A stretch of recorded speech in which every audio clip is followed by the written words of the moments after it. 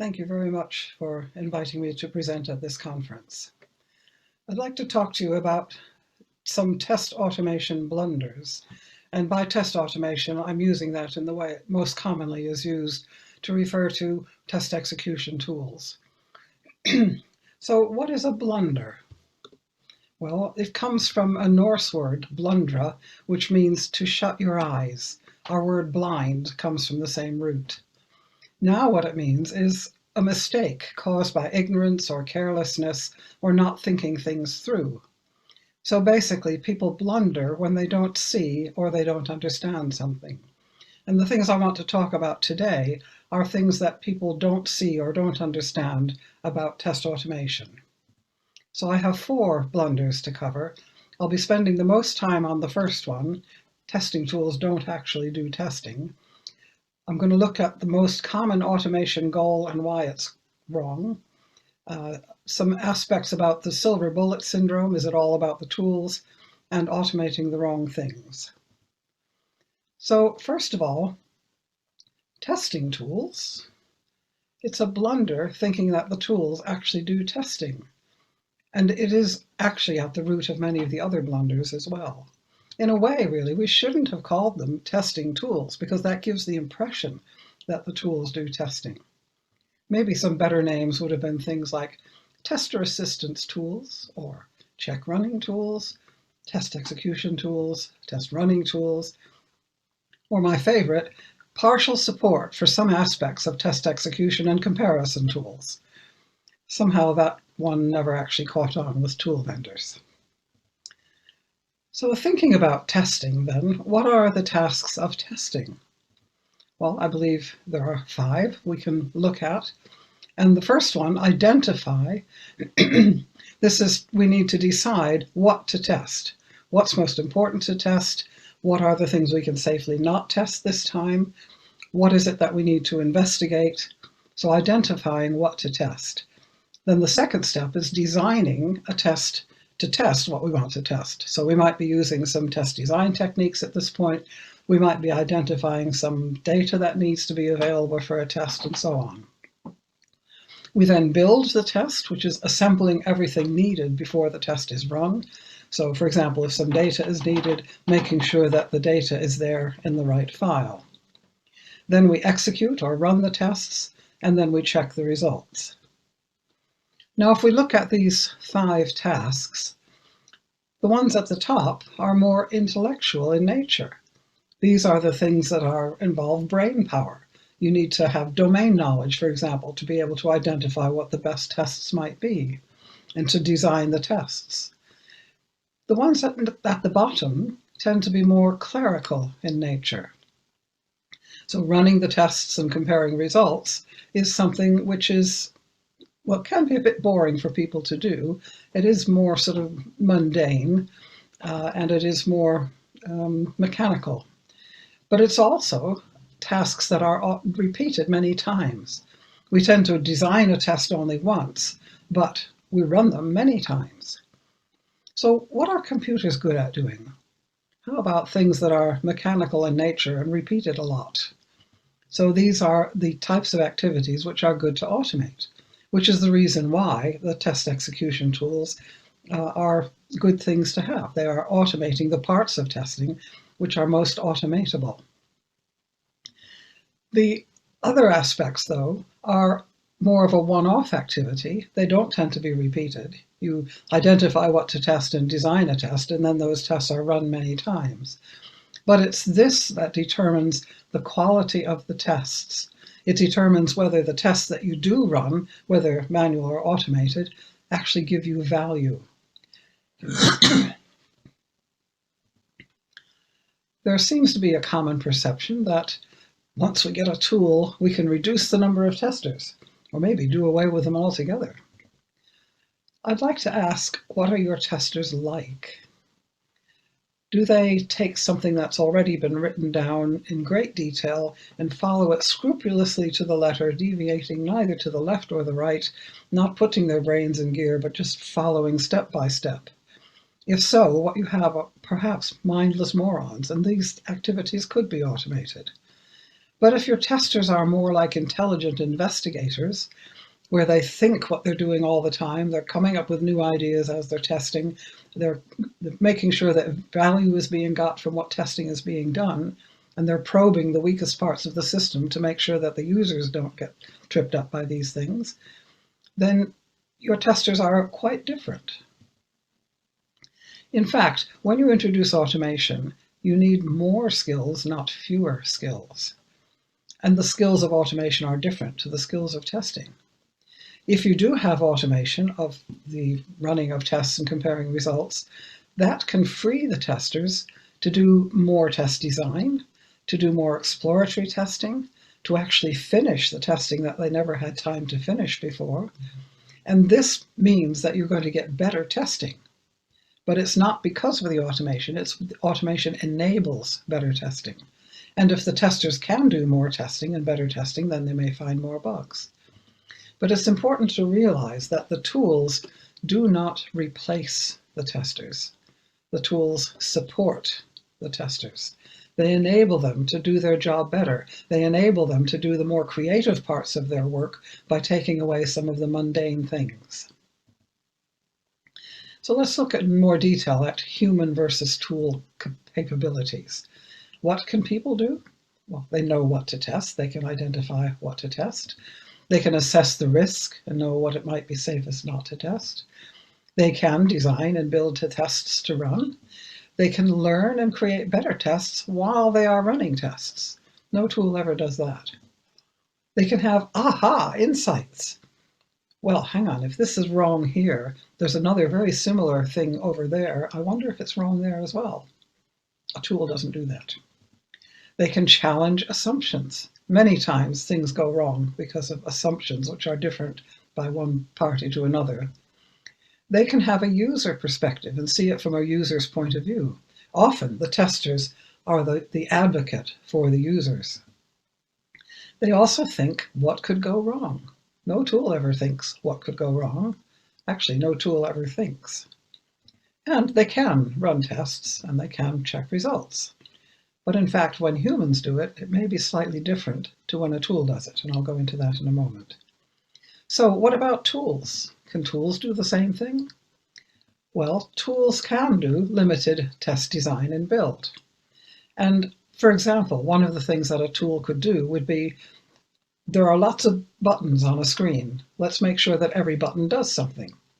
Fair enough, that's a useful thing to know, because it's good to know if a button doesn't work. But does it tell you that the buttons do the right things? Well, no, not necessarily. That has to be built in by someone checking that it's doing the right thing and saying this is the expected result.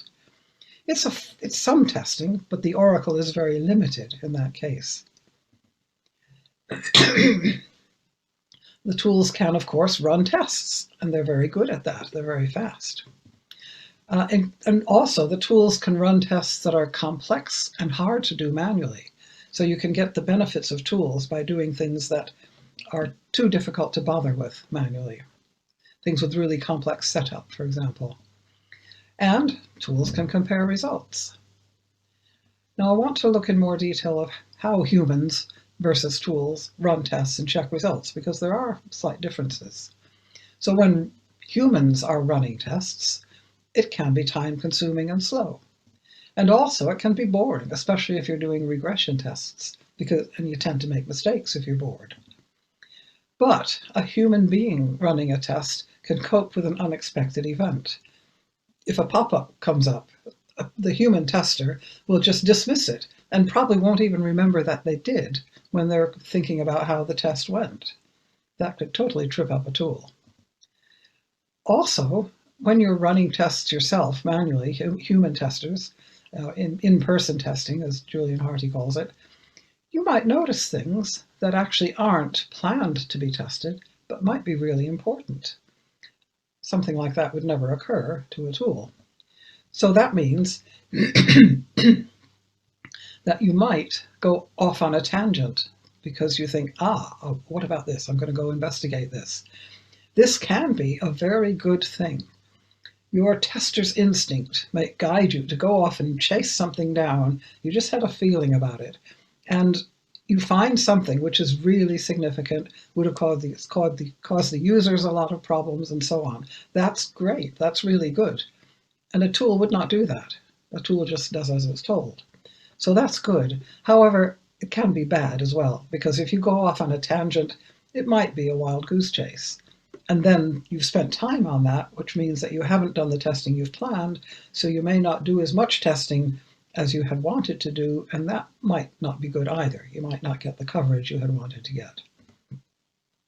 The other thing, when people are running a test, if there are changes to the GUI, you almost don't, in fact, they've done studies showing that people don't notice that something has changed. So if something has moved on the screen, the human tester will just simply cope with that because they're interested in looking at the content of the test and what the software is doing. Well, what about running tests by tools? Well, of course, the main difference is that the tools are very fast. Once they're set up, and they don't set themselves up. So remember, the tools, the benefit of the tools only comes once they are ready to go and everything has been done to set them up correctly. And they are the same every time. They are repeatable and consistent.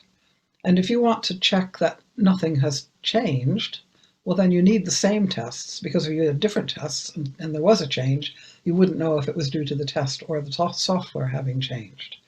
So that is an advantage there. But they need to be programmed or set up to cope with any unexpected events. Otherwise, they will be tripped up by them. The tool just does what it's been set up to do. So whatever it covers, it will cope with, and if something happens that it wasn't expecting, it won't cope with it. The same with the GUI changes.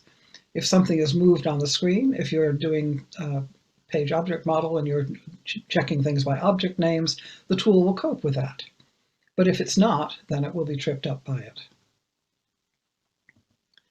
it. And what about comparing the results? When people are doing the comparing, it's time-consuming and slow. And you may miss something. One client told me of the time that they were comparing things on a screen, and they suddenly realized that one of the screens they were looking at had gone seriously haywire, but it had been so gradual that they hadn't noticed any of the subtle changes happening over the last 20 minutes. So we might miss things. And we may notice, but humans testing may notice that the expected results are actually wrong. If they don't match, the human being will say, well, I know it says it's supposed to be this, but I know that's wrong. The software is actually right. The expected results are wrong. No tool does that either. So the human beings are confirming the results. They're checking. Checking is more of an active activity. They're not just comparing, they're also checking and putting their brains in gear with this as well. And what about by tools? Well, the tools obviously are very fast. That's the whole point.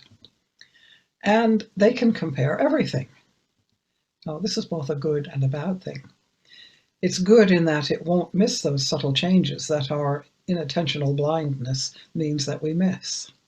However, it's bad because it will get hung up and trip over any unimportant and irrelevant changes that it hasn't been programmed to deal with. So if something moves on the GUI, it will get tripped up by that. If a pop-up message comes up, unless it's been programmed to deal with it, the test will stop or fail. By the way, this is another important aspect. We take it for granted that the tools tell us whether a test has passed or failed, right? We run our automated tests and everything turns green. Great. Actually, the tools have not really told you that. What the tools have told you is whether the results from the software match or don't match the expected results that the tool is comparing it to. It's an assumption that if it matches, it's a pass. And if the expected results are not correct, the software will happily turn green even when it's not correct. I had one client who had an automated system they were very proud of. For 3 years, nothing got out the door unless it passed this suite of tests. And one day, somebody found a bug Oh no, a bug! But we have automated tests. So then they looked at the expected results from the automated tests, and sure enough, there was that bug.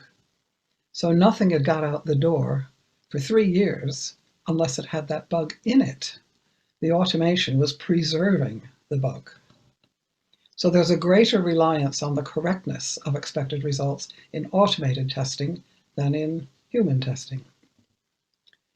So summarizing, do testing tools do testing? What do testers do? They think, evaluate, assess, decide, observe, interpret. People are very good at pattern recognition. They have new ideas, they're creative, and they find bugs. They also make mistakes. What do tools do? They only do what they've been told to do. They just run stuff.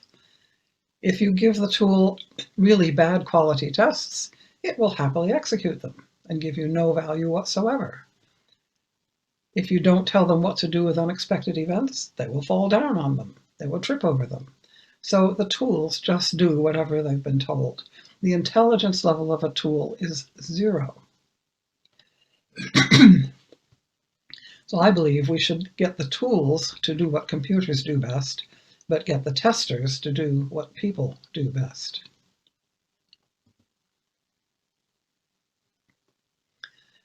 So the next blunder is the most common automation goal and why it's wrong. I'll start with a story. One day at a conference, many years ago, of course, I sat down next to a guy at lunch and we got chatting, and he turned out to be a high-level manager, and this was his first test conference. So I asked what his company was like, what the testing was like, did they have any automation? Oh yes, he said, I've got an automation team, and they tell me they've got all these tests automated and they're running every night and everything, but I'm thinking of knocking it on the head. Why? Because it's not finding many bugs. It's a very common goal for automation to find bugs, and that's wrong. So where are you going? I like this quote from Lewis Carroll, if you don't know where you're going, any road will do. Do you have a sat-nav? What's the first thing you do when you get in the car? You put in your destination, right? What happens if you put in the wrong destination? Your car will very happily take you to the wrong place. So what are your goals with your automation? Where are you going with it? What's your destination? Testing and automation are different activities, and they need to have different goals, different objectives. What are some good objectives for testing? Things like finding bugs, gaining confidence, investigating, informing stakeholders. Good objectives for automation, they must be different. They mustn't be the same, because testing and automation are different activities. What is it that finds the most bugs between regression tests and exploratory testing? Well, I don't think it'll be a surprise to anyone to say that the likelihood of finding bugs is far greater in exploratory testing than with regression tests. Well, why is this? It's because every exploratory test is a new test, and new tests are the ones that find bugs. It's never been run before, so if a bug is there, that test will reveal it. Regression tests, by their nature, are old tests. They are tests that have been run before. Not only that, but the tests, when they ran before, they passed. So let's see, a test has been run before and it passed last time and nothing has changed. How likely is that to find a bug? Extremely unlikely. So regression tests do not find bugs. Well, sometimes they do, and of course that's useful, but they don't find very many because they are not designed to find many bugs. They are designed to give you confidence that things are still working. And what's usually automated? Well, it's regression tests. And in fact, it's a good thing to automate regression tests because running the same tests over and over again is mind-numbing for human beings. So automation success is not finding lots of bugs. tests find bugs. It's not automation that finds bugs. Automation is a mechanism for running tests. And the bug-finding ability of one single test is not affected by the manner in which that test is executed, or at least not much. If a test will find a bug, you run that test manually, it finds a bug. You run the test with a tool, it finds a bug. It's not the automation that finds the bug, it's the test that finds the bug. Automation runs tests. This is why finding bugs can actually be a dangerous objective for regression automation. Now, in the book Experiences of Test Automation, Ed Allen and Brian Newman actually calculated the percentage of bugs found, this is over a number of years, over quite a substantial system, between automated tests, manual scripted tests, exploratory tests, and fix verification tests. So the percentage of bugs found by the bug fix tests were 8.4%. The ones found by manual scripted tests were 24%. Exploratory testing found nearly 60% of all bugs ever found. So the automation, if you're really good at maths, you'll be able to figure this out already, they found 9.3%. Now, the manager I sat next to, perhaps he saw some statistics like this, and he thought the purpose of automated tests was to find bugs, and he sees they're not finding many bugs, so let's get rid of them. The trouble is, if you got rid of the automated tests, then people would have to do the regression test manually again, and they wouldn't have time to do exploratory testing. So you would find far fewer bugs, the software quality would plummet, and your users might not be very happy. It's the difference between efficiency and effectiveness. So if you're looking at, if you have slow testing, you think, let's automate it, then we'll have fast testing. Great. But that's only one dimension. And the other dimension is possibly even more important, and that's the effectiveness of the testing. If you have poor quality slow testing, and you automate that, and a lot of people start there and do exactly that, you just have poor quality, faster testing. Automating chaos just gives you faster chaos. It's much better to improve your testing first so that you have good quality testing. Then once your testing is giving you value, then you can think about automating not all of the testing, but the testing that would be most appropriate to automate.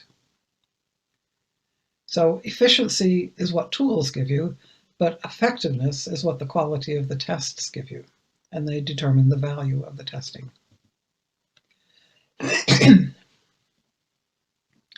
So the third blunder is the silver bullet syndrome, or is it all about the tools? A lot of people have said, what's the best tool? I see it coming up on social media all the time, even now.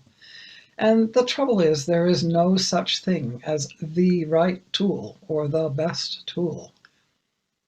Here's an analogy. What's the best car?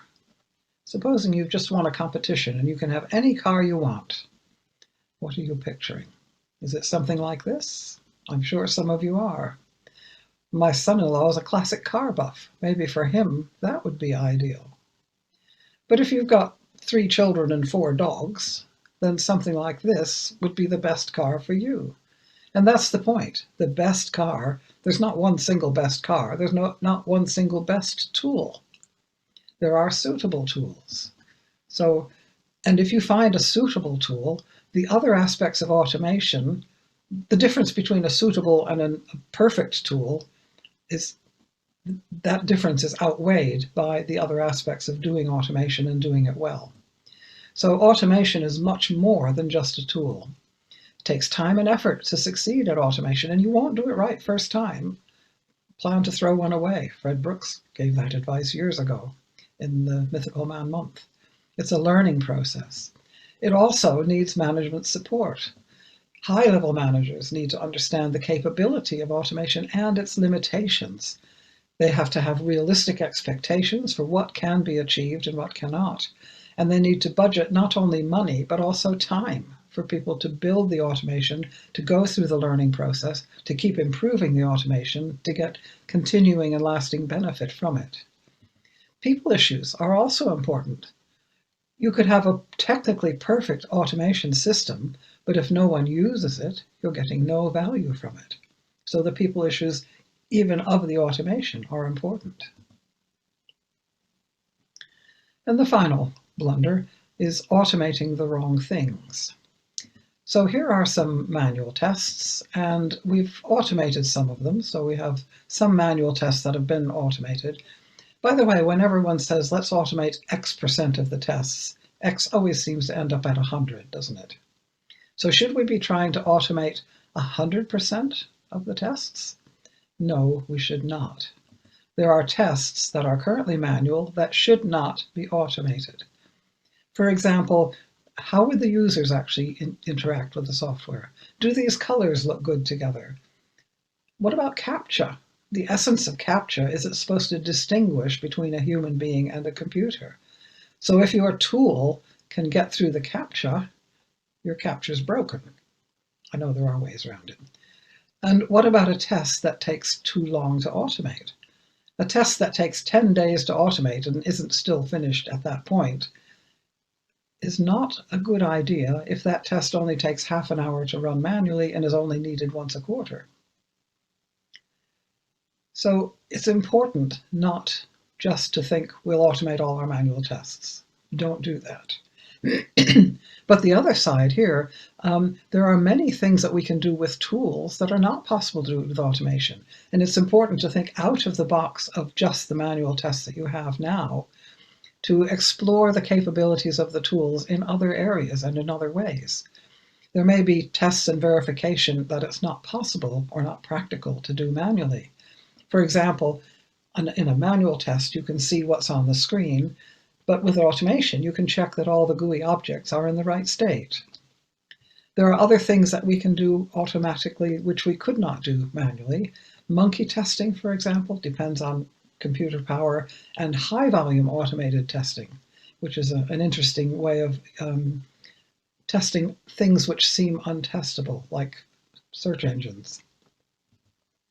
Another aspect of this is we want to have an automated process, not just automated tests buried in a manual process. So if we have this, where the automated process is the darker blue, we can see that we have here lots of manual activities, and in the middle of it, we have some test execution and comparing results. So we do have automated tests. But this is not very sensible. We really want to automate as much as possible around the automation so that we get greater benefit from it. What we'd really like to have is something like this, where we've automated everything that we can in the process of testing. We still have some things that we need to do manually, but this way we're getting much more benefit from the tools and from the automation. So I hope that having a look at these test automation blunders will help you to avoid them in the future. Remember that testing tools don't do testing. They just run stuff. They provide support for some aspects of testing. Don't have the wrong goal. Automation doesn't find bugs. Tests find bugs. Automation is a mechanism for running tests. There is no silver bullet. There is no best tool. The tool is not the answer, but the tool is necessary, and finding a good tool, an appropriate tool, is important, but not finding a perfect one. And don't automate the wrong thing. So don't automate tests that should be manual, but also do automate things, other things outside just merely the test execution and comparison. Things that are difficult to do manually, and things that help support the execution of the tests. So I can recommend 3 really good books on automation, but I'm totally biased about that. But also do have a look at the testautomationpatterns.org, which is a wiki of free automation advice. And thank you very much for having me at this conference. And I wish all of you success in your automation. And I hope you avoid these blunders and don't have any failures with your test automation. Thank you very much.